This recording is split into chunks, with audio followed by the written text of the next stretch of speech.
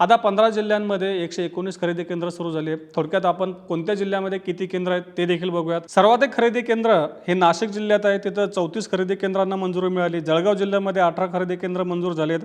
छत्रपती संभाजीनगर जिल्ह्यात 13, अमरावती जिल्ह्यात 12, अहिल्यानगर जिल्ह्यात 9, नंदुरबार जिल्ह्यात 7, बुलढाणा जिल्ह्यात 6, सोलापूर जिल्ह्यात 5, धुळे जिल्ह्यात 4, चंद्रपूर, गोंदिया, जालना, पुणे आणि सांगली जिल्ह्यात प्रत्येकी 2 खरेदी केंद्र मंजूर आहेत, तर नागपूर जिल्ह्यात 1 खरेदी केंद्र मंजूर झालेलं आहे। आता 119 खरेदी केंद्र हे 15 जिल्ह्यांमध्ये आहे, परंतु केवळ 2 जिल्ह्यांमध्ये जसं सुरुवातीला सांगितलं की अमरावती आणि धुळे या 2 जिल्ह्यांमध्येच खरेदी सुरू आहे आणि केवळ 626 टन एवढी मक्याची खरेदी झालेली आहे। आता देशात मक्याचे दर कमी आहेत, त्यामुळे निर्यात देखील गेल्या वर्षी तुलनेत काहीशी वाढताना दिसते। नोव्हेंबरपर्यंत 3 लाख टनांपेक्षा अधिक निर्यात झाल्याचं निर्यातदारांनी सांगितलंय।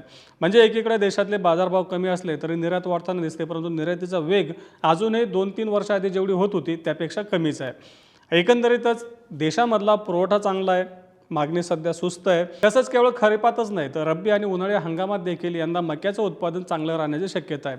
आतापर्यंत रब्बी हंगामात देश पातळीवरती जवळपास 1.5% मक्याची लागवड वाढलेली आहे। तसंच पोषक वातावरण असल्यानं उत्पादन देखील वाढण्याची शक्यता आहे।